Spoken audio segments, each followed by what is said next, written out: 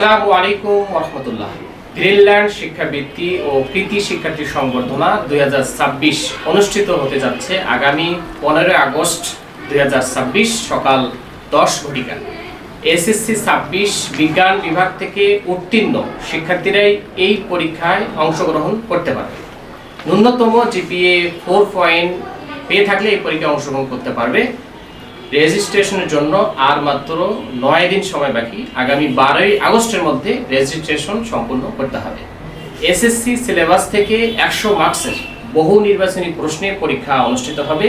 এই প্রশ্নে 10 জন শিক্ষার্থীকে এককালীন নগদ অর্থ পুরস্কার দেওয়া হবে এবং 30 জন শিক্ষার্থীকে সার্টিফিকেট ক্রেডিট সহ মাসিক এককালীন বৃত্তি প্রদান করা হবে। ইতিমধ্যে প্রায় 650 জন শিক্ষার্থী রেজিস্ট্রেশন সম্পন্ন করেছে।